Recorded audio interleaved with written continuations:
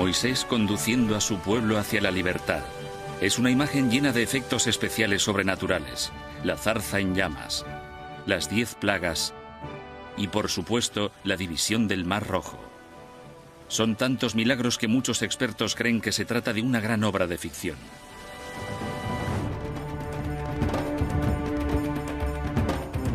¿Se inventaron los imaginativos escribas judíos un relato dramático para dar una historia a su pueblo? Muchos estudiosos actuales han afirmado que tanto Moisés como el Éxodo, una de las historias más famosas del mundo, son fantasía. Hasta ahora. Las nuevas herramientas arqueológicas y la más avanzada investigación histórica han desvelado desconcertantes pruebas nuevas.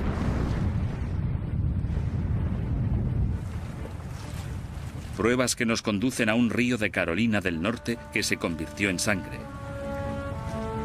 A una isla donde habría estado ubicada la legendaria Atlántida y a un inmenso tsunami en el mar Mediterráneo.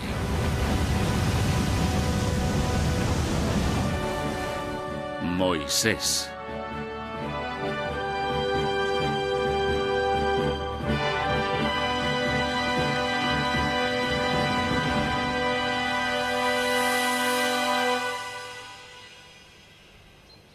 En este programa se planteará la existencia de una base histórica para una de las mayores narraciones jamás contadas. Moisés es un gigante de la religión mundial. 3 grandes confesiones consideran su historia sagrada. Según la Biblia cristiana, el Corán musulmán y la Torá judía, Dios intervino directamente en la historia a través de este notable profeta.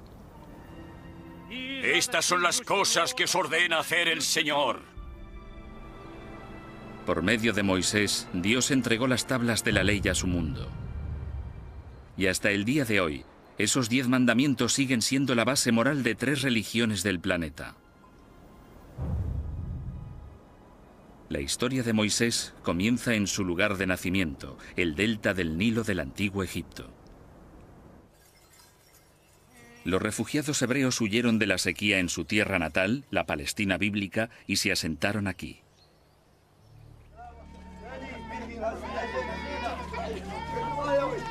El problema comienza, según la Biblia, cuando el faraón de Egipto oye que los hebreos, a los que más tarde se llamaría israelitas, se multiplican más rápido que su propio pueblo. Se ordena a las comadronas que maten a todos los niños hebreos recién nacidos. Una madre desesperada esconde a su bebé en una cesta de juncos y lo echa a las aguas del Nilo. Ese bebé es Moisés. Milagrosamente, alguien encuentra y rescata al bebé. Un comienzo mágico para la historia de Moisés. ¿Pero es eso cierto? Hasta hace poco, casi todos los historiadores decían que no. La razón era sencilla.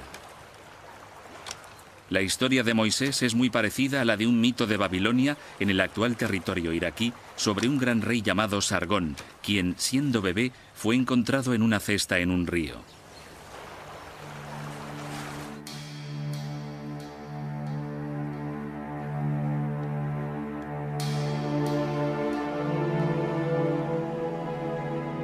A través de un meticuloso análisis de los textos más primitivos, sabemos que la Biblia se escribió mucho tiempo después de los acontecimientos que describe.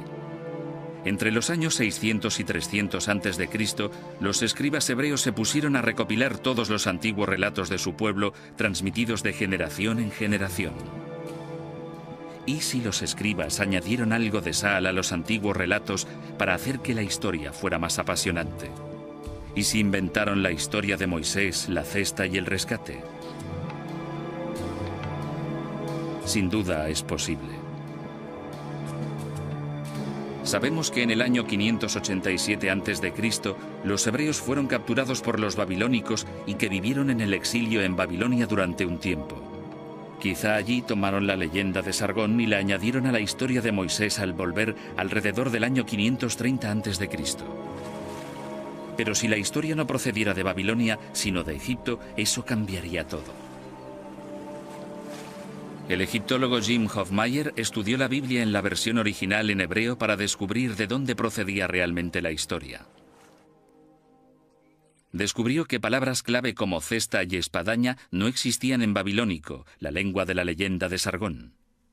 El texto hebreo de la Biblia utiliza en realidad antiguas palabras egipcias.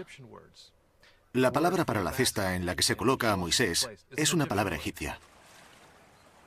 De hecho, todas las palabras clave de la historia, Nilo, papiro, espadaña y orilla, eran antiguas palabras egipcias. Pero la mayor pista fue mirarle a la cara, el propio nombre de Moisés. Es egipcio y significa uno que ha nacido. Tenemos a numerosos reyes que usan este elemento en su nombre, como Ramsés. El mes de Ramesés es la misma raíz de Moisés. Esto suena muy auténtico. Cuesta creer que a un escriba hebreo, 1000 años después, se le hubiera podido ocurrir una historia con este tipo de palabras. Auténticas palabras egipcias, un auténtico nombre egipcio y un auténtico escenario egipcio. ¿Puede ser verdad este relato rocambolesco? En realidad existen muchas historias de niños a los que se ponía en cestas. Era una antigua forma de abandonar al niño a la voluntad de los dioses. Actualmente la gente coloca a los bebés en cestas y los deja a la puerta de una iglesia. Pero ¿qué hay del extraordinario capítulo siguiente de la historia?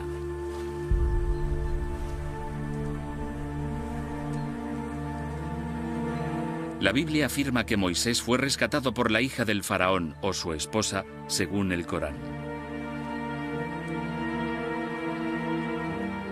Ella lo adoptó. Sobrevivir en el río fue una suerte. Pero el hecho de que un pobre inmigrante fuera rescatado por la realeza y fuera criado como un príncipe es sin duda algo propio de un cuento de hadas. Aunque en el antiguo Egipto no es una idea tan inverosímil.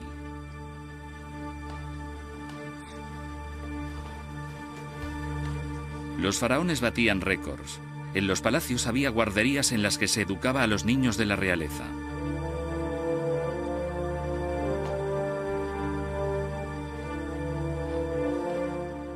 Por los textos antiguos conocemos una institución asociada al palacio que se llamaba la Guardería Real. Y en esta institución se educaba a los niños de la realeza. Específicamente se enseñaba a los príncipes a leer y escribir. De hecho, tenemos el testimonio de algunos de los escribas que contaban cómo su maestro escriba los golpeaba cuando eran perezosos y se aseguraba de que escribieran bien sus cartas. Pero ¿dónde está la prueba de que el faraón acogiera a Moisés y lo pusiera en una de estas clases? Por supuesto, ahora no tenemos pruebas. Lo interesante es que durante este tiempo también se admitió a niños que no pertenecían a la realeza. Entraron en esta institución hijos de reyes extranjeros para aprender a leer y escribir. Así que los faraones sí que educaban a niños extranjeros, pero ¿de qué tipo? ¿Cómo sabemos si los hebreos estuvieron en Egipto o no? Aquí nuestra búsqueda del auténtico Moisés topa con un obstáculo enorme.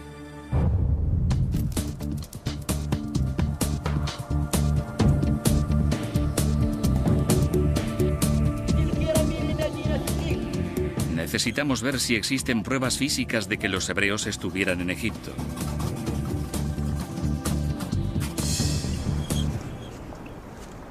La historia dice que Moisés sacó de Egipto a 2 millones de hebreos y que vivieron durante 40 años en el desierto del Sinaí.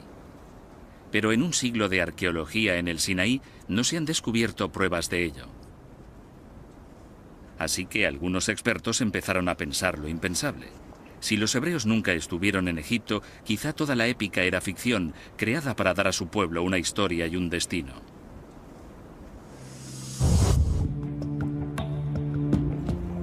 De hecho, muchos arqueólogos abandonaron la búsqueda de Moisés, pero algunos se negaron a rendirse.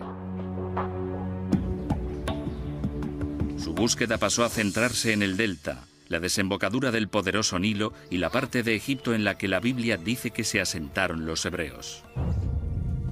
Peinaron la zona en busca de pruebas de una afirmación muy precisa, la de que se forzó a los hebreos a hacer ladrillos de barro para construir dos grandes ciudades, Pitón y Ramsés.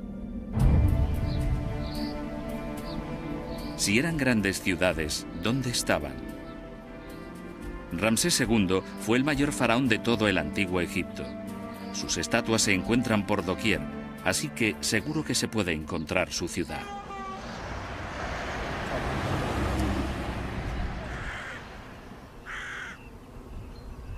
Pero al buscar hoy por la zona del delta no se halla ninguna señal de ella. Sonaba más como una historia inventada por un escriba. Hasta que un día, un granjero de la zona encontró una pista tentadora. Los restos de los pies de una estatua gigante. Los arqueólogos no se creían su suerte. Una inscripción en un pedestal cercano confirmó que la estatua pertenecía a Ramsés II.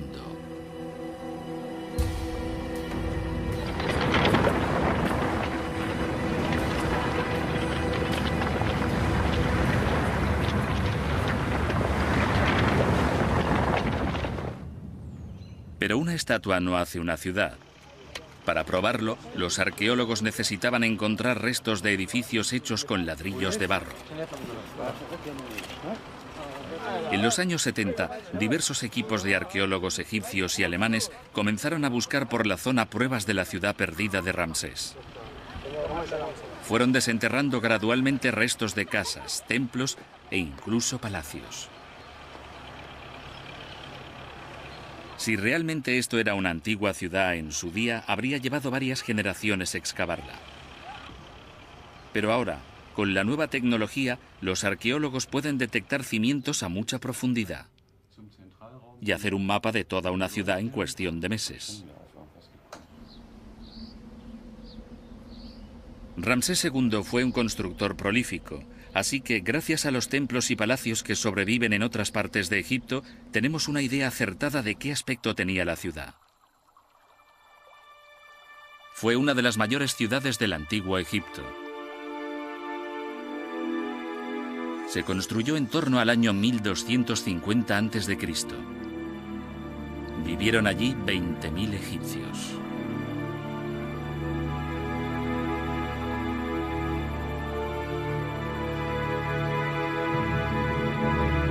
El descubrimiento confirmó que el Ramsés bíblico era lo suficientemente real. El nombre no lo inventó un escriba.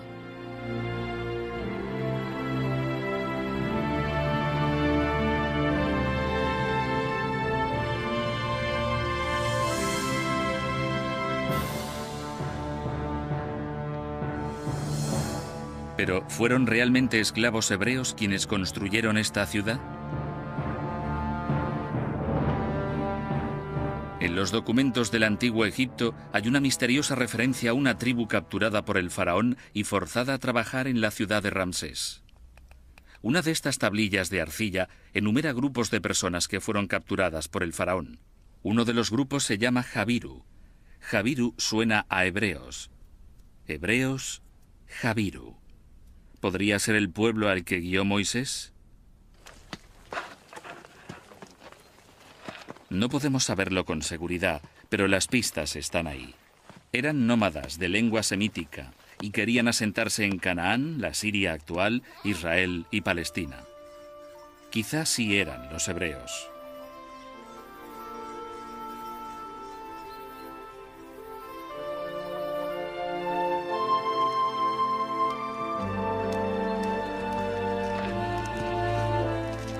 Una vez que los expertos demostraron que en Egipto había vivido un pueblo judío o semítico, empezó a mejorar el panorama para Moisés. Quizá no era todo fantasía. Era hora de volver a mirar su vida de adulto, su vida como líder y hacedor de milagros. Dice la Biblia que un día dejó el lujo del palacio de Ramsés para observar cómo los esclavos hebreos hacían ladrillos de barro.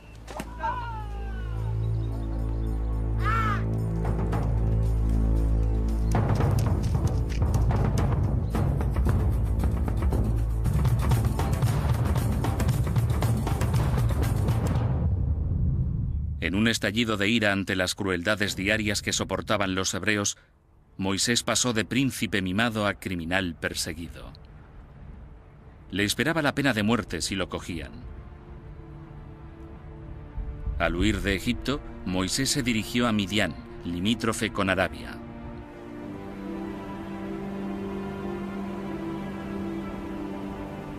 Su aspecto de entonces se parecía mucho al de ahora, un desierto baldío donde los beduinos se ganaban la vida a duras penas.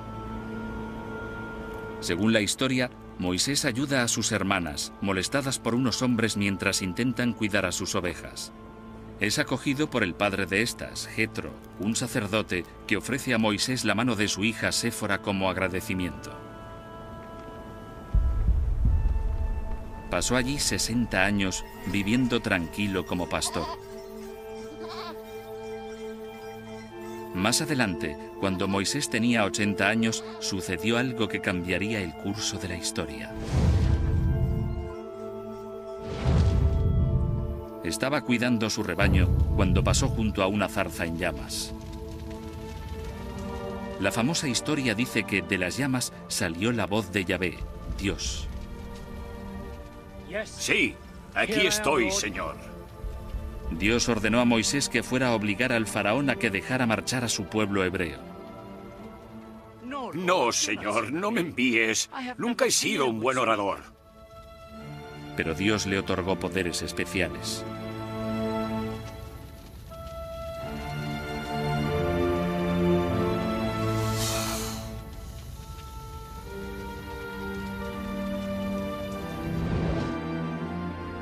Quizá Moisés sí oyó la voz de Dios. No es algo que podamos comprobar, es una cuestión de fe. Pero Clinton Bailey, destacado experto en las tribus nómadas beduinas que viven ahora en la península del Sinaí, cree que tal experiencia en el desierto es perfectamente plausible. Si tienes que sobrevivir aquí con este calor y esta desolación, estás más cerca de Dios. He visto a los beduinos rezando solos en medio del desierto, y cuando rezan consiguen una conexión entre sí mismos y Alá, Dios, que es muy fuerte. Y es como decir, oye, el de arriba, ayúdame. No tengo nada más aquí para seguir viviendo, salvo tu providencia. Fuera lo que fuera, fue un punto de inflexión, porque a partir de ese momento Moisés, un anciano de 80 años, decidió guiar a su pueblo desde Egipto hasta la tierra prometida.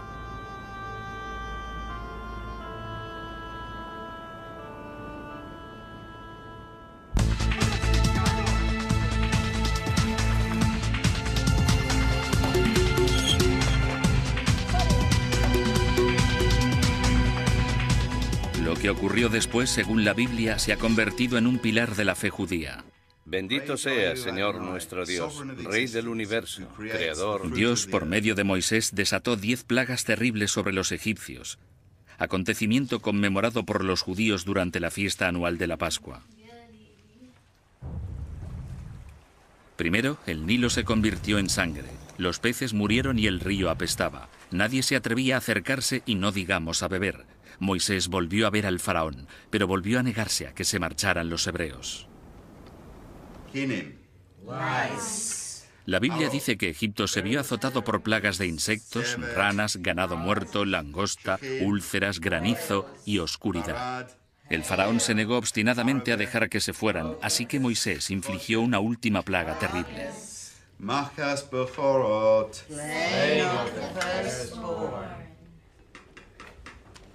La matanza de los primogénitos de Egipto destrozó al faraón. Se rindió ante Moisés.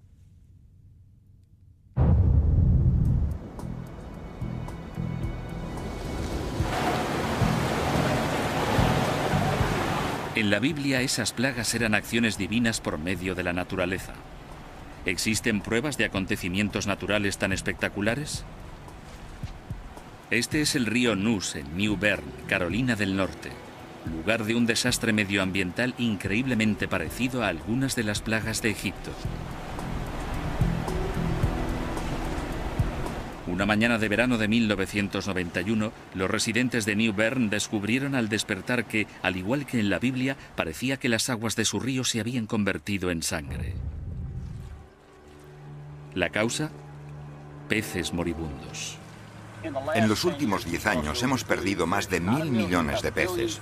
Este río llegó a volverse del color de la sangre. Pero quedaban cosas peores por llegar. A los nadadores e incluso a la gente que trabajaba cerca del río les comenzaron a salir llagas en brazos y piernas.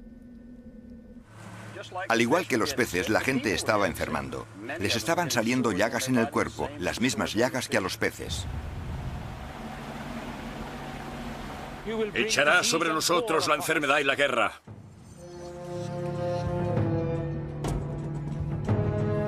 Peces muertos, ríos rojos como la sangre, pústulas y llagas. La gente usaba la palabra bíblica para describir la catástrofe. La causa de todo era una mutación genética en un microorganismo marino llamado Fiesteria.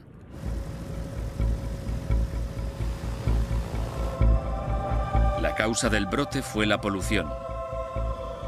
Empeoró aún más cuando se desbordó el río.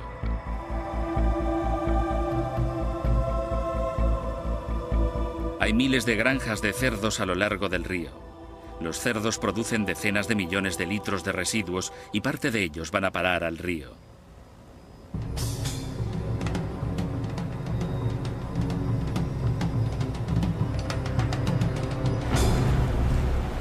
John Marr, un epidemiólogo especializado en desastres medioambientales, cree que la polución en el antiguo Egipto podría haber ocasionado la primera plaga, matar a los peces y volver el Nilo rojo. Esa misma polución podría también haber llevado a millones de ranas a tierra, la segunda plaga. Si te niegas, cubriré Egipto de ranas. En tierra, las ranas morirían provocando una explosión de moscas y piojos, la tercera y cuarta plagas. Cuando los peces hubieron muerto y las ranas también, pudo haber poblaciones de insectos que criaran y pudieran transmitir enfermedades virales a la población equina, así como al ganado, matándolos. El ganado muerto fue la quinta plaga. Algún insecto como la mosca de los establos podría haber picado a humanos provocando la sexta plaga, la de las úlceras y ampollas.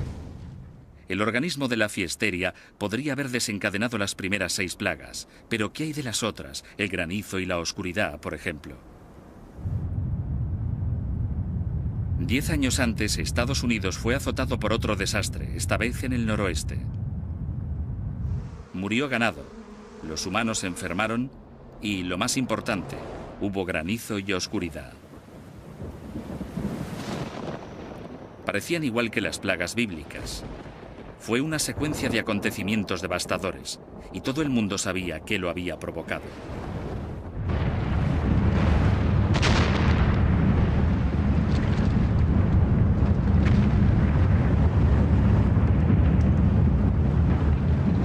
El 17 de mayo de 1980, el volcán del monte St. Helen entró en erupción, matando a todo ser vivo en 30 kilómetros a la redonda. Charlie Crisafulli, un ecologista del Servicio Forestal de Estados Unidos, lo recuerda vivamente. Una columna de cenizas comenzó a elevarse hacia la atmósfera e hizo de cubierta durante 2 semanas en más de 100 kilómetros a la redonda, convirtiendo el día en noche. Las primeras cenizas comenzaron a descender y sumieron todo en la oscuridad. Se encendieron las farolas, la gente conducía con los faros encendidos, usando los limpiaparabrisas para intentar quitar de en medio la ceniza y poder llegar a casa. ¿Y si hubiera habido una erupción parecida en la época de Moisés? ¿Podría haber desencadenado las plagas bíblicas? Podría haber sucedido al posarse las cenizas del volcán, que son ricas en diferentes minerales, y si el Nilo estaba con la marea baja, se habrían dado los nutrientes perfectos para producir un florecimiento tóxico de algas.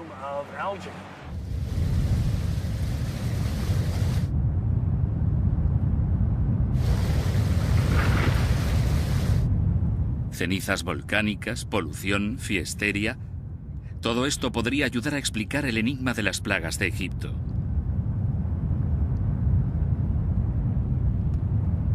Pero esta teoría tiene un problema, uno grave. No hay ni un solo volcán activo en Egipto. ¿Fin de la historia? No exactamente. 500 millas marinas al noroeste del delta está la madre de todos los volcanes.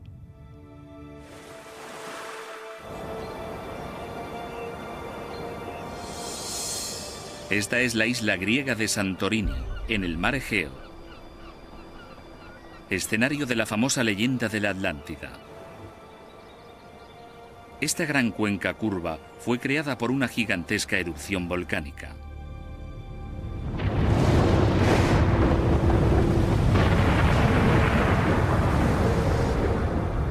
Fue una de las mayores explosiones de los últimos 10.000 años.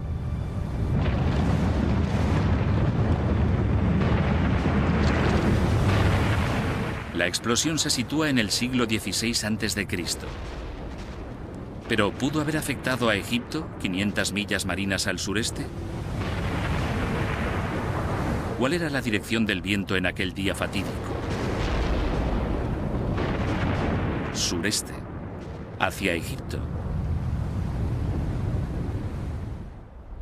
Todo esto salió a la luz al recoger muestras de la ceniza de Santorini del lecho marino. Las mayores concentraciones se encontraban en dirección al delta del Nilo. Aún así, eso no probó que la ceniza hubiera llegado a Egipto y hubiera caído sobre el delta. Para descubrirlo, el doctor Daniel Stanley, un oceanógrafo de la Smithsonian Institution, fue al delta y extrajo muestras de barro, arena y cieno. Vale, bien. Sí, de acuerdo. Veamos si conseguimos que funcione esto. En los núcleos que taladramos, encontramos fragmentos volcánicos química y ópticamente, en cuestión de tamaño y forma. Esos fragmentos de cristal se pueden relacionar con seguridad con la explosión de Santorini. El tamaño de los fragmentos de cristal también dio al Dr. Stanley una visión escalofriante del efecto de la onda expansiva sobre el delta. Creo que debió de ser una experiencia aterradora. Debió de ser muy duro el hecho en sí, la explosión.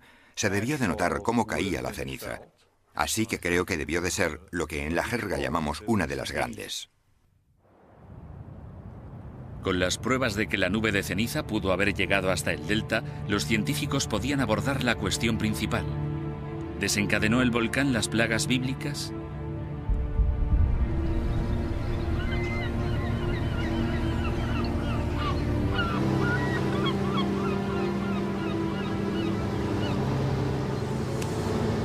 Según Mike Rampino, simulador de climas, la única forma de descubrirlo era simular los efectos climáticos de la onda expansiva de Santorini.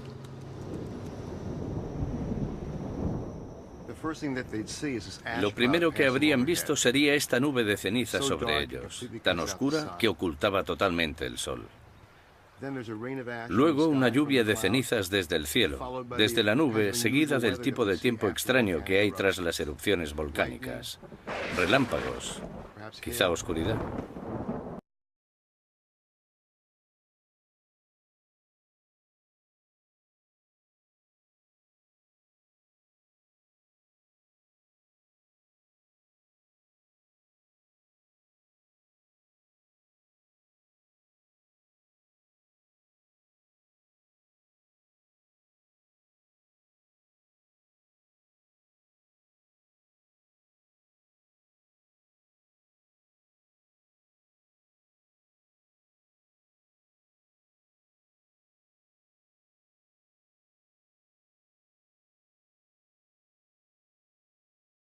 Un brote de plagas.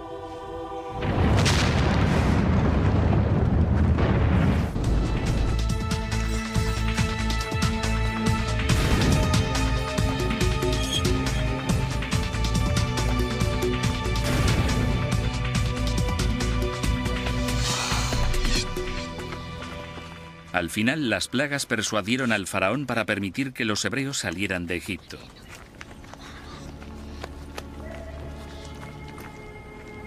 Y así comienza uno de los movimientos humanos más famosos de la historia, el Éxodo.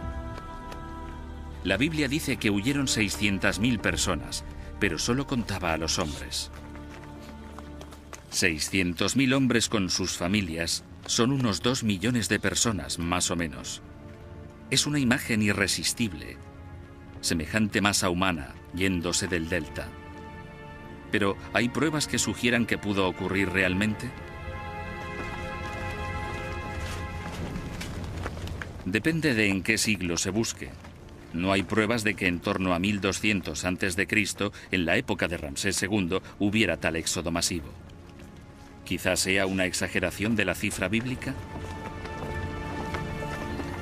Se ha calculado que el ejército egipcio contaba solo con unos 25.000 o 30.000 hombres. Si así fuera, los 600.000 israelitas podrían haber superado a los egipcios y haberse marchado en cuanto hubieran querido. Así que debe de haber otra solución al problema de las cifras. Creo que la solución no es cambiar lo que ha dicho la Biblia, porque sí que tiene sentido. El problema no es lo que dice el texto bíblico, sino cómo se ha traducido y entendido a lo largo de la historia. La palabra Aleph significa 1000 y se ha traducido como 600 Aleph, que puede significar 1000. Sí que significa 1000, pero en el resto de la Biblia, esta palabra hebrea, Aleph, se traduce como clan o unidades militares. Si eso es cierto, nos encontramos ante una población mucho menor, quizá 25.000 en lugar de millones. 25.000 sería un pequeño éxodo, nada comparable a la cifra de 2 millones de la Biblia. Hay quienes creen que la cifra bíblica no es ninguna exageración. Pero ¿qué pruebas hay de esto?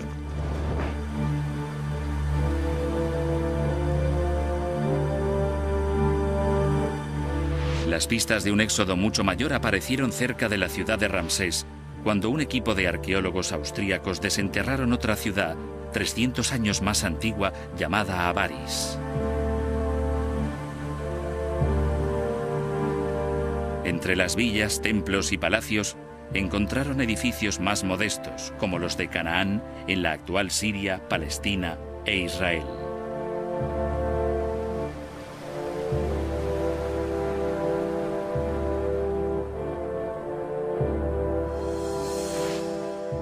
Encontraron sepulturas parecidas a esta reconstrucción que claramente no eran egipcias.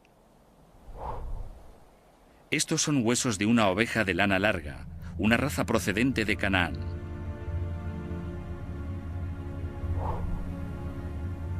Los esqueletos humanos estaban a los lados como si estuvieran durmiendo, mirando al este, algo típicamente cananeo.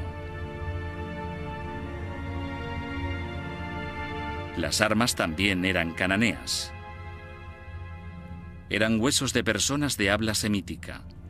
Tenían una comunidad próspera, pero un día se marcharon todos. Los historiadores del antiguo Egipto aseguran que el faraón expulsó por lo menos a 240.000 familias semíticas.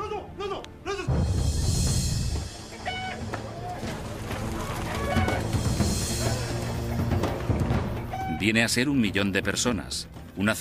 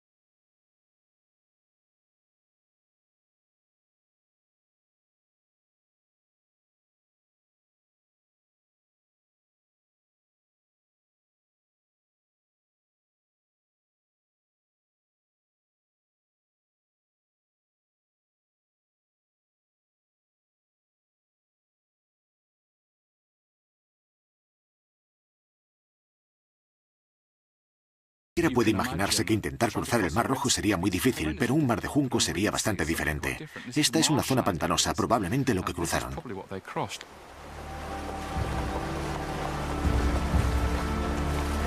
Ahora las nuevas Biblias usan la traducción correcta. Así que, ¿dónde está ese mar de juncos? Los textos del Antiguo Egipto mencionan una zona llamada Pazufi, que significa los juncos. Gracias a las fotografías por satélite, hemos descubierto enormes depresiones en la parte este del delta entre el Sinaí y la zona de cultivos. Estas depresiones fueron en su día regiones pantanosas. Y ese es el lugar que la Biblia llama Mar de Juncos y los egipcios Pa-Zufi, los juncos. Pero que el agua volviera y se llevara todos estos carros y soldados parece muy poco probable. ¿Podría ser posible? El texto auténtico nos dice que sopló un viento del este que empujó las aguas a un lado. Y si se habla de un pantano de juncos poco profundo, o quizá de unos 2 o 3 metros de agua como máximo, es físicamente posible. De hecho, se ha visto en los últimos 100 años. La gente ha visto en estas zonas, en estos pantanales, cómo el agua era empujada hacia un lado. El ejército egipcio no quedaría completamente diezmado, pero por lo que respecta a los israelitas, fue una épica salvación divina.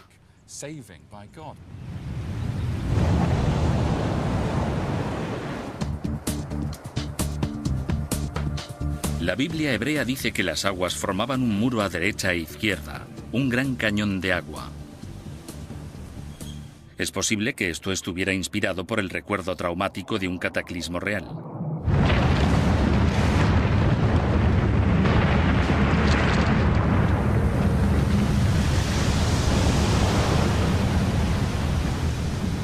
Volviendo a Santorini, las simulaciones por ordenador de la enorme erupción muestran que la convulsión de la isla habría desencadenado un gran tsunami, una ola de 180 metros de altura que se moviera a una velocidad de 640 kilómetros por hora.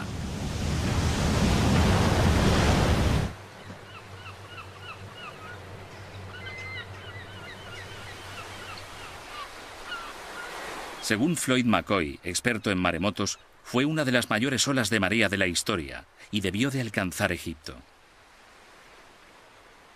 Encontramos pruebas, por increíble que parezca, en el fondo marino.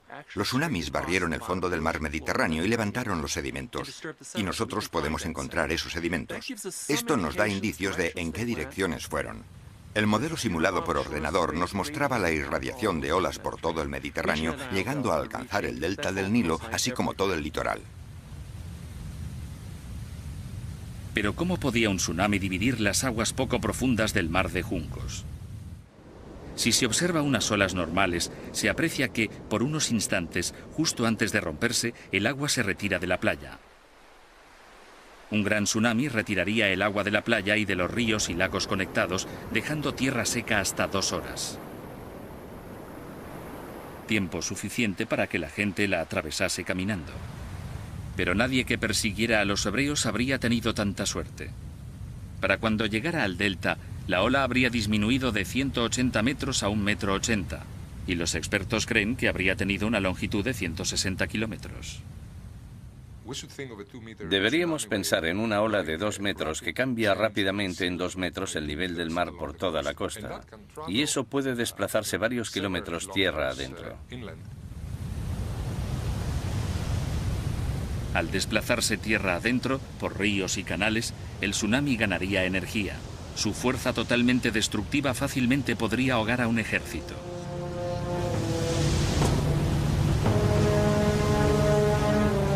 Es una imagen asombrosa, pero pura especulación.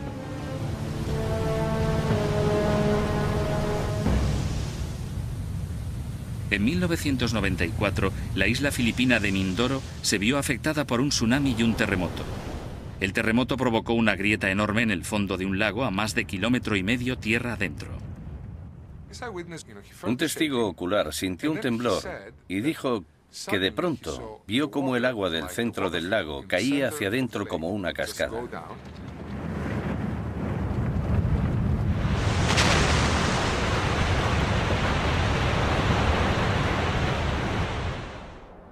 Y pasado un rato, Miró hacia abajo y podía ver el fondo del lago. Y sus palabras exactas fueron: pensé que podía cruzarlo a pie. Kilómetro y medio río abajo, en la desembocadura del río había una enorme barcaza de 6.000 toneladas. Las aguas se desvanecieron y después el testigo vio cómo llegaba el tsunami. Y entonces ve cómo llega del mar una barcaza de 6.000 toneladas.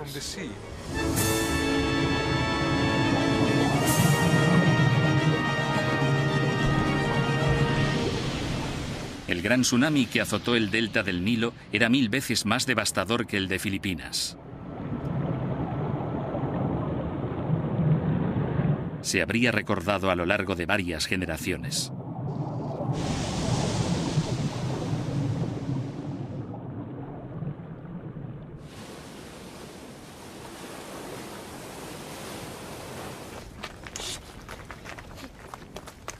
Tras todas las nuevas pruebas que apoyan la historia de Moisés y el Éxodo, hay un verdadero problema. Algunas de las mejores pruebas datan de en torno al año 1500 a.C. Algunas son más de 300 años después. Sencillamente, las fechas no cuadran, aunque quizá no tengamos que elegir una de ellas. Tal vez hemos estado condicionados a ver el Éxodo como un único acontecimiento dramático. Pero quizá hubo más de un éxodo.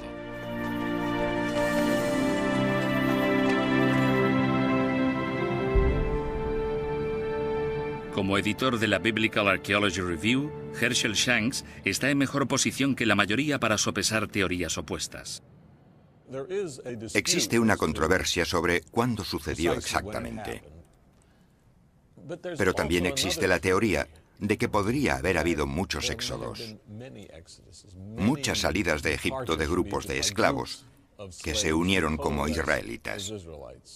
Sabemos que había migraciones de uno a otro lado, y quizá la más destacada fue la del grupo de Moisés. A veces la gente dice, pero ¿y la prueba de que Moisés existiera? No tenemos pruebas directas de la existencia de Moisés, pero sabemos que cuando se fueron los israelitas, debían de tener algún tipo de líder. Si no se llamaba Moisés, tendría otro nombre.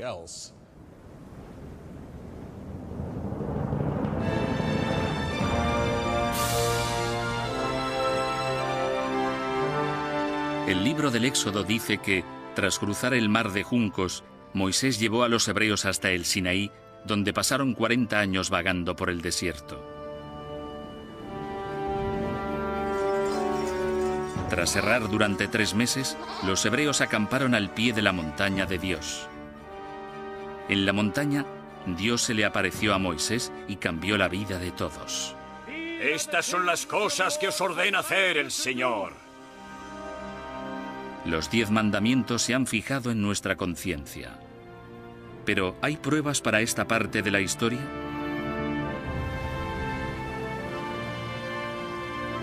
Es irónico que tengamos tantas pruebas circunstanciales de partes importantes de la vida de Moisés, pero que no tengamos ninguna prueba de los 10 mandamientos, que son la parte de su legado que más perdura.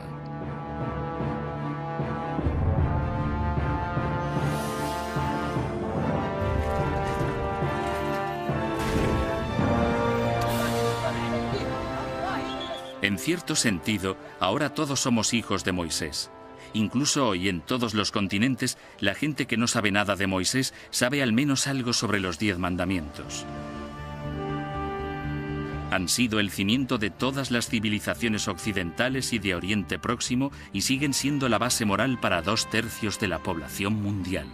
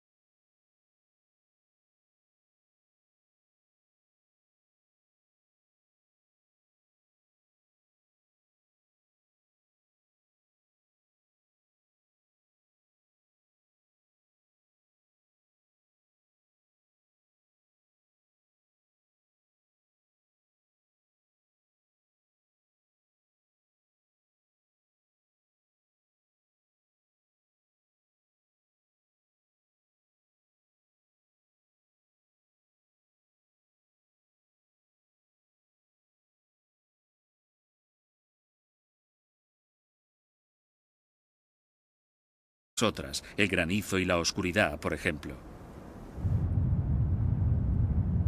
10 años antes, Estados Unidos fue azotado por otro desastre, esta vez en el noroeste.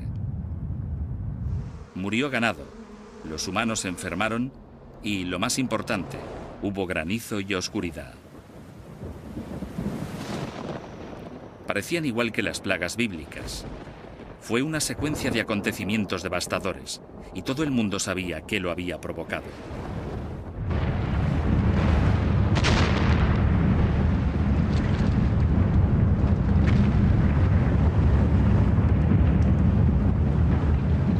El 17 de mayo de 1980, el volcán del monte St. Helen entró en erupción, matando a todo ser vivo en 30 kilómetros a la redonda.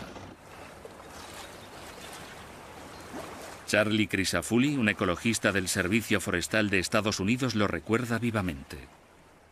Una columna de cenizas comenzó a elevarse hacia la atmósfera e hizo de cubierta durante 2 semanas en más de 100 kilómetros a la redonda, convirtiendo el día en noche.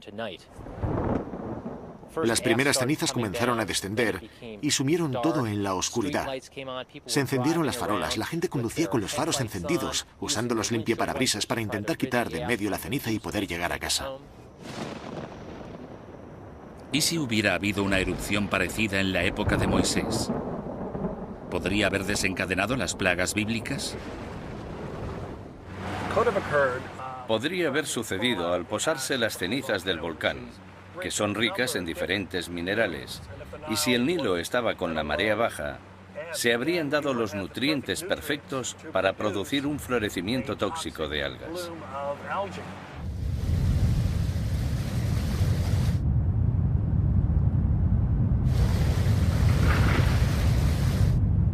Cenizas volcánicas, polución, fiesteria... Todo esto podría ayudar a explicar el enigma de las plagas de Egipto.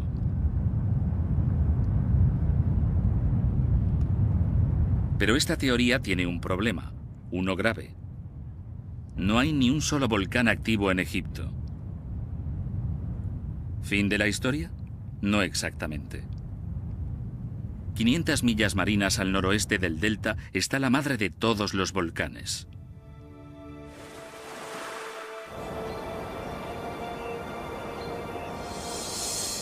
Esta es la isla griega de Santorini, en el mar Egeo, escenario de la famosa leyenda de la Atlántida. Esta gran cuenca curva fue creada por una gigantesca erupción volcánica.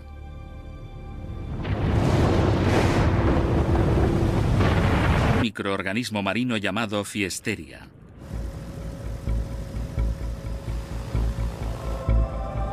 La causa del brote fue la polución. Empeoró aún más cuando se desbordó el río.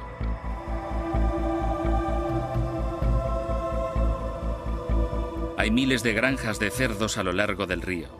Los cerdos producen decenas de millones de litros de residuos y parte de ellos van a parar al río.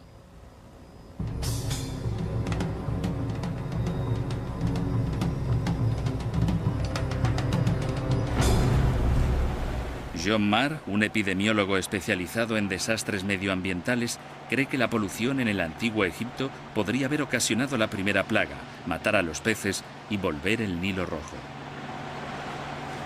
Esa misma polución podría también haber llevado a millones de ranas a tierra, la segunda plaga. Si te niegas, cubriré Egipto de ranas. En tierra, las ranas morirían, provocando una explosión de moscas y piojos, la tercera y cuarta plagas. Cuando los peces hubieron muerto y las ranas también, pudo haber poblaciones de insectos que criaran y pudieran transmitir enfermedades virales a la población equina, así como al ganado, matándolos. El ganado muerto fue la quinta plaga. Algún insecto como la mosca de los establos podría haber picado a humanos provocando la sexta plaga, la de las úlceras y ampollas. El organismo de la Fiesteria podría haber desencadenado las primeras 6 plagas, pero ¿qué hay de las otras? El granizo y la oscuridad, por ejemplo. 10 años antes, Estados Unidos fue azotado por otro desastre, esta vez en el noroeste. Murió ganado, Los humanos se enfermaron y, lo más importante, hubo granizo y oscuridad.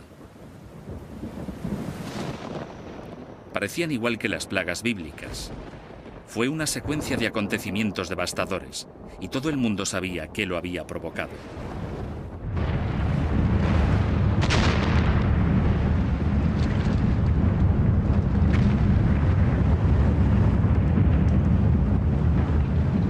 El 17 de mayo de 1980, el volcán del monte St. Helen entró en erupción, matando a todo ser vivo en 30 kilómetros a la redonda.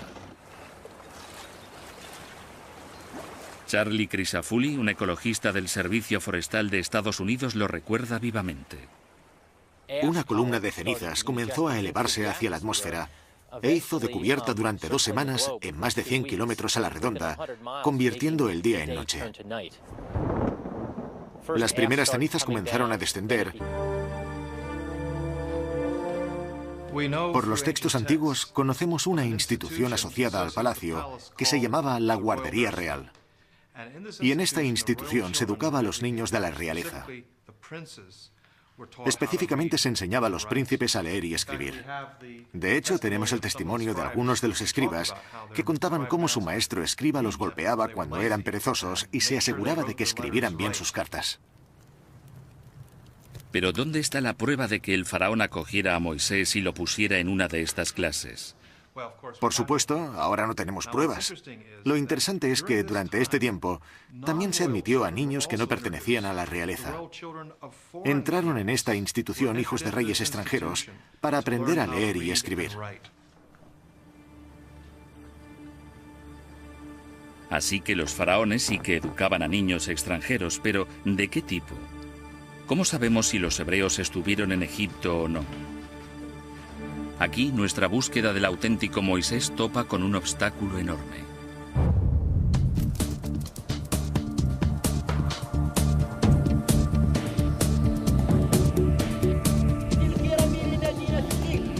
Necesitamos ver si existen pruebas físicas de que los hebreos estuvieran en Egipto.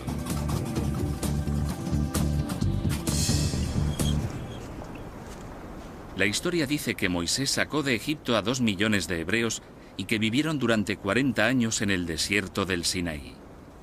Pero en un siglo de arqueología en el Sinaí no se han descubierto pruebas de ello. Así que algunos expertos empezaron a pensar lo impensable. Si los hebreos nunca estuvieron en Egipto, quizá toda la épica era ficción, creada para dar a su pueblo una historia y un destino.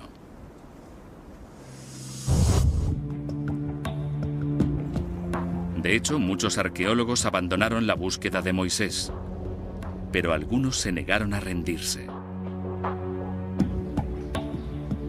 Su búsqueda pasó a centrarse en el delta, la desembocadura del poderoso Nilo y la parte de Egipto en la que la Biblia dice que se asentaron los hebreos. Peinaron la zona en busca de pruebas de una afirmación muy precisa, la de que se forzó a los hebreos a hacer ladrillos de barro para construir 2 grandes ciudades, Pitón y Ramsés. Si eran grandes ciudades, ¿dónde estaban? Ramsés II fue el mayor faraón de todo el antiguo Egipto. Sus estatuas se encuentran por doquier, así que seguro que se puede encontrar su ciudad.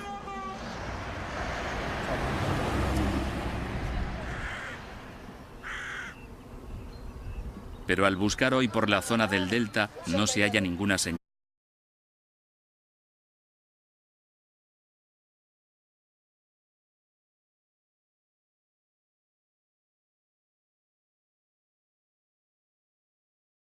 Un brote de plagas.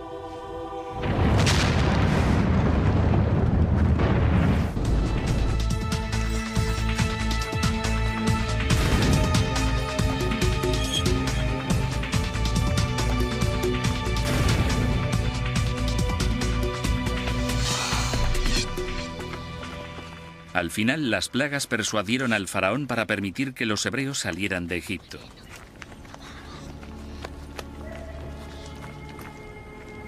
Y así comienza uno de los movimientos humanos más famosos de la historia, el Éxodo. La Biblia dice que huyeron 600.000 personas, pero solo contaba a los hombres. 600.000 hombres con sus familias son unos 2 millones de personas, más o menos. Es una imagen irresistible, semejante masa humana yéndose del delta. Pero, ¿hay pruebas que sugieran que pudo ocurrir realmente? Depende de en qué siglo se busque. No hay pruebas de que en torno a 1200 a.C., en la época de Ramsés II, hubiera tal éxodo masivo. ¿Quizás sea una exageración de la cifra bíblica? Se ha calculado que el ejército egipcio contaba solo con unos 25.000 o 30.000 hombres. Si así fuera, los 600.000 israelitas podrían haber superado a los egipcios y haberse marchado en cuanto hubieran querido. Así que debe de haber otra solución al problema de las cifras. Creo que la solución no es cambiar lo que ha dicho la Biblia, porque sí que tiene sentido. El problema no es lo que dice el texto bíblico, sino cómo se ha traducido y entendido a lo largo de la historia. La palabra Aleph significa 1000 y se ha traducido como 600 Aleph, que puede significar 1000. Sí que significa 1000, pero en el resto de la Biblia, esta palabra hebrea, Aleph, se traduce como clan o unidades militares. Si eso es cierto, nos encontramos ante una población mucho menor, quizá 25.000 en lugar de millones. 25.000 sería un pequeño éxodo, nada comparable a la cifra de 2 millones de la Biblia. Hay quienes creen que la cifra bíblica no es ninguna exageración. Pero ¿qué pruebas hay de esto?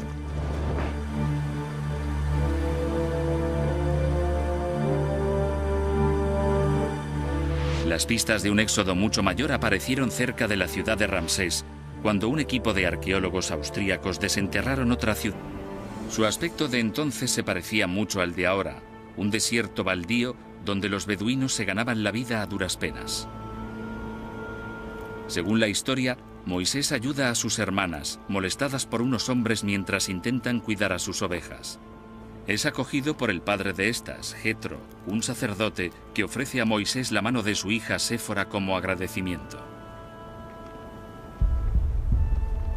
Pasó allí 60 años viviendo tranquilo como pastor. Más adelante, cuando Moisés tenía 80 años, sucedió algo que cambiaría el curso de la historia. Estaba cuidando su rebaño cuando pasó junto a una zarza en llamas. La famosa historia dice que de las llamas salió la voz de Yahvé, Dios. Sí, aquí estoy, Señor. Dios ordenó a Moisés que fuera a obligar al faraón a que dejara marchar a su pueblo hebreo. No, Señor, no me envíes. Nunca he sido un buen orador.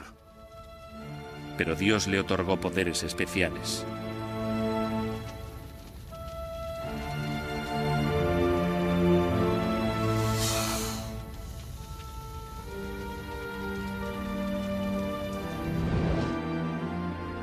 Quizá Moisés sí oyó la voz de Dios. No es algo que podamos comprobar, es una cuestión de fe. Pero Clinton Bailey, destacado experto en las tribus nómadas beduinas que viven ahora en la península del Sinaí, cree que tal experiencia en el desierto es perfectamente plausible. Si tienes que sobrevivir aquí con este calor y esta desolación, estás más cerca de Dios. He visto a los beduinos rezando solos en medio del desierto, y cuando rezan consiguen una conexión entre sí mismos y Alá, Dios, que es muy fuerte. Y es como decir, oye, el de arriba, ayúdame. No tengo nada más aquí para seguir viviendo, salvo tu providencia. Fuera lo que fuera, fue un punto de inflexión, porque a partir de ese momento Moisés, un anciano de 80 años, decidió guiar a su pueblo desde Egipto hasta la tierra prometida.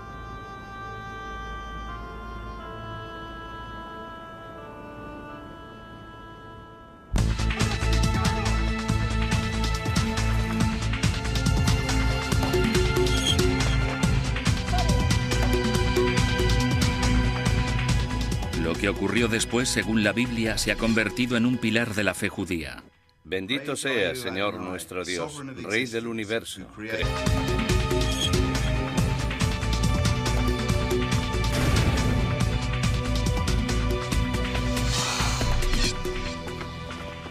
Al final, las plagas persuadieron al faraón para permitir que los hebreos salieran de Egipto.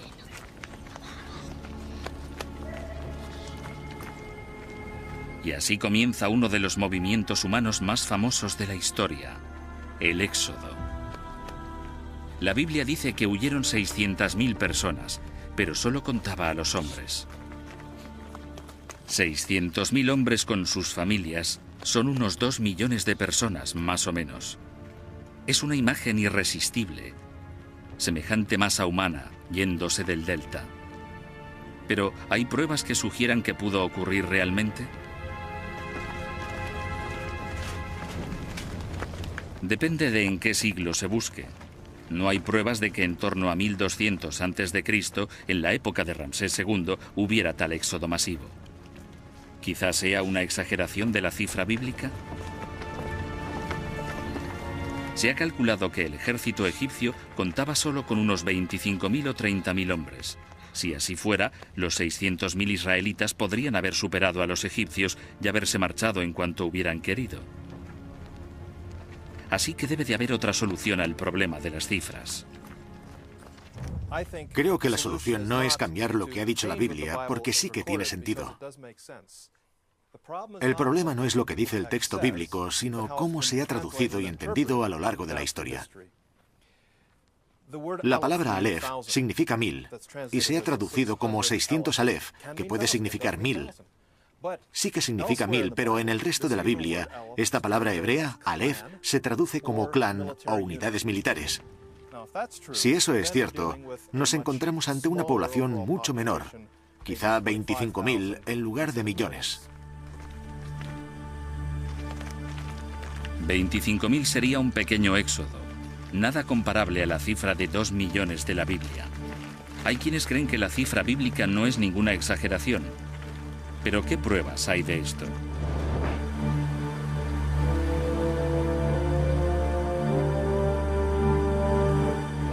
Las pistas de un éxodo mucho mayor aparecieron cerca de la ciudad de Ramsés, cuando un equipo de arqueólogos austríacos desenterraron otra ciudad 300 años más antigua llamada Avaris. Entre las villas, templos y palacios encontraron edificios más modestos, como los de Canaán, en la actual Siria, Palestina e Israel.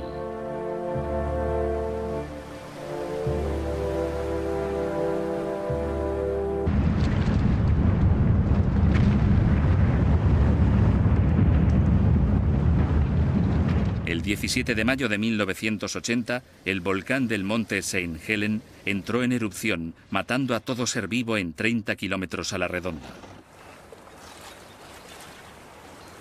Charlie Crisafulli, un ecologista del Servicio Forestal de Estados Unidos, lo recuerda vivamente. Una columna de cenizas comenzó a elevarse hacia la atmósfera e hizo de cubierta durante 2 semanas en más de 100 kilómetros a la redonda, convirtiendo el día en noche. Las primeras cenizas comenzaron a descender y sumieron todo en la oscuridad. Se encendieron las farolas, la gente conducía con los faros encendidos, usando los limpiaparabrisas para intentar quitar de en medio la ceniza y poder llegar a casa. ¿Y si hubiera habido una erupción parecida en la época de Moisés? ¿Podría haber desencadenado las plagas bíblicas? Podría haber sucedido al posarse las cenizas del volcán, que son ricas en diferentes minerales, y si el Nilo estaba con la marea baja, se habrían dado los nutrientes perfectos para producir un florecimiento tóxico de algas.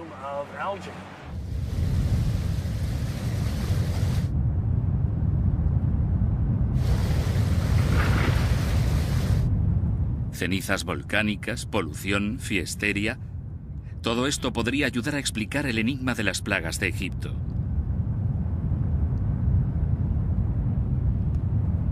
Pero esta teoría tiene un problema, uno grave. No hay ni un solo volcán activo en Egipto. ¿Fin de la historia? No exactamente. 500 millas marinas al noroeste del delta está la madre de todos los volcanes.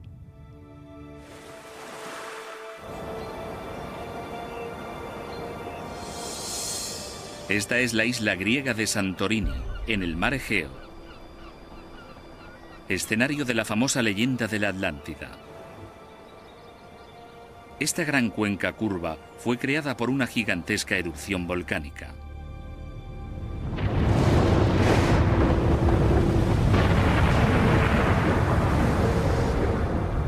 Fue una de las mayores explosiones de los últimos 10.000 años.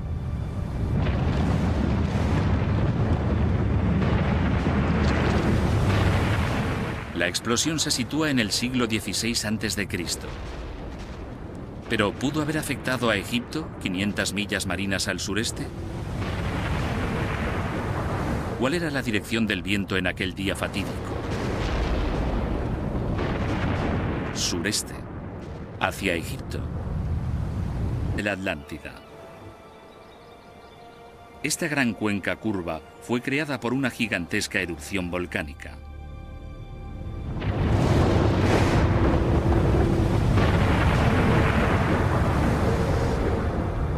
Fue una de las mayores explosiones de los últimos 10.000 años.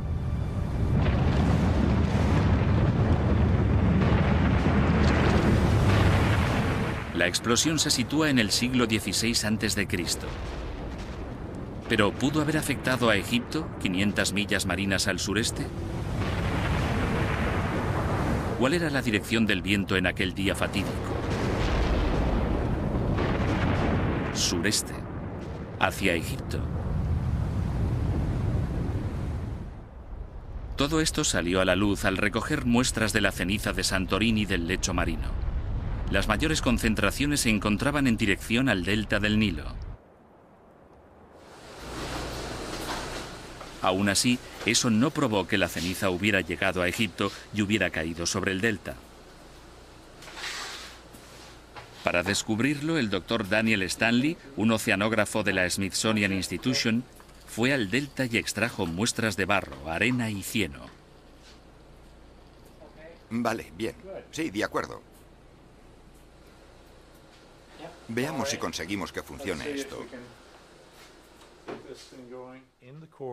En los núcleos que taladramos, encontramos fragmentos volcánicos química y ópticamente, en cuestión de tamaño y forma. Esos fragmentos de cristal se pueden relacionar con seguridad con la explosión de Santorini. El tamaño de los fragmentos de cristal también dio al Dr. Stanley una visión escalofriante del efecto de la onda expansiva sobre el delta. Creo que debió de ser una experiencia aterradora. Debió de ser muy duro el hecho en sí, la explosión. Se debió de notar cómo caía la ceniza. Así que creo que debió de ser lo que en la jerga llamamos una de las grandes. Con las pruebas de que la nube de ceniza pudo haber llegado hasta el delta, los científicos podían abordar la cuestión principal. ¿Desencadenó el volcán las plagas bíblicas?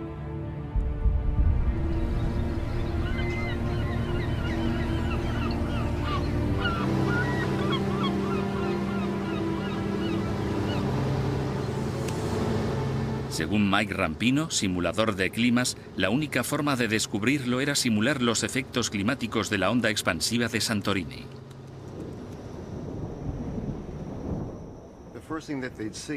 Lo primero que habrían visto sería esta nube de ceniza sobre ellos, tan oscura que ocultaba totalmente el sol.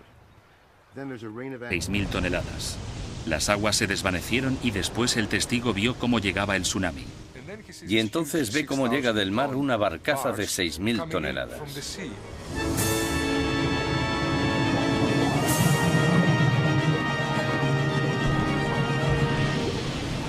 El gran tsunami que azotó el delta del Nilo era 1000 veces más devastador que el de Filipinas. Se habría recordado a lo largo de varias generaciones.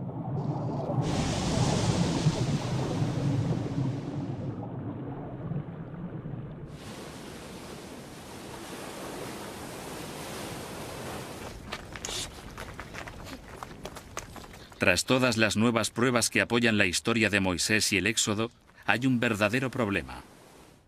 Algunas de las mejores pruebas datan de en torno al año 1500 a.C. Algunas son más de 300 años después. Sencillamente, las fechas no cuadran, aunque quizá no tengamos que elegir una de ellas. Tal vez hemos estado condicionados a ver el Éxodo como un único acontecimiento dramático, pero quizá hubo más de un Éxodo.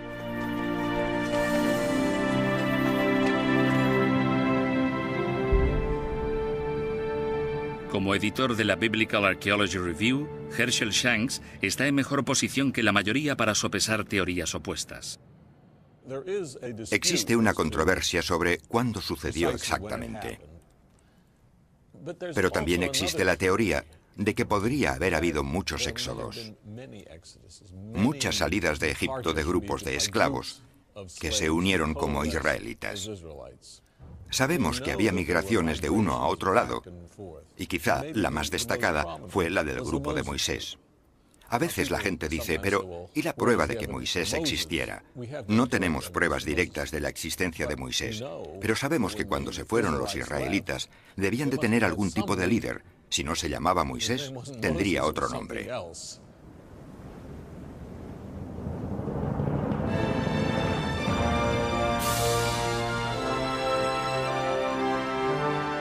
El libro del Éxodo dice que, tras cruzar el mar de juncos, Moisés llevó a los hebreos hasta el Sinaí, donde pasaron 40 años vagando por el desierto. Tras errar durante 3 meses, los hebreos acamparon al pie de la montaña de Dios. En la montaña, Dios se le apareció a Moisés y cambió la vida de todos. Estas son las cosas que os ordena hacer el Señor. Los 10 mandamientos se han fijado en nuestra conciencia.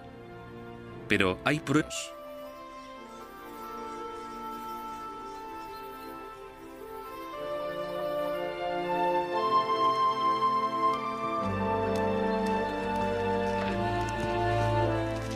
Una vez que los expertos demostraron que en Egipto había vivido un pueblo judío o semítico, empezó a mejorar el panorama para Moisés. Quizá no era todo fantasía. Era hora de volver a mirar su vida de adulto, su vida como líder y hacedor de milagros. Dice la Biblia que un día dejó el lujo del palacio de Ramsés para observar cómo los esclavos hebreos hacían ladrillos de barro.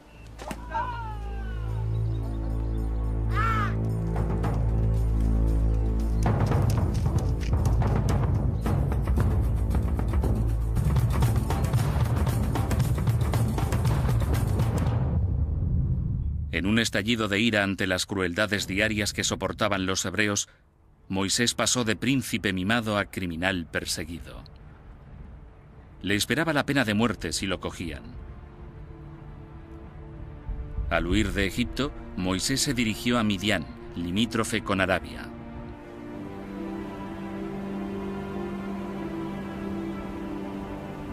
Su aspecto de entonces se parecía mucho al de ahora, un desierto baldío donde los beduinos se ganaban la vida a duras penas.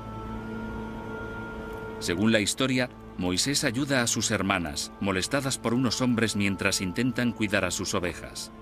Es acogido por el padre de estas, Jetro, un sacerdote que ofrece a Moisés la mano de su hija Séfora como agradecimiento. Pasó allí 60 años viviendo tranquilo como pastor. Más adelante, cuando Moisés tenía 80 años, sucedió algo que cambiaría el curso de la historia.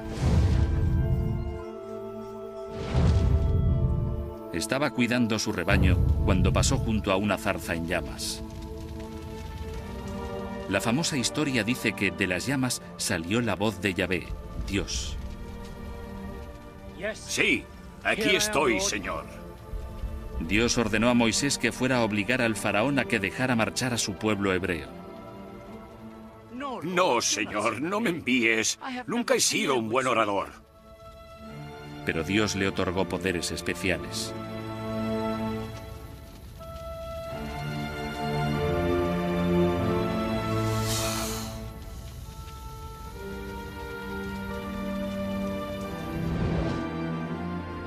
Quizá Moisés sí oyó la voz de Dios.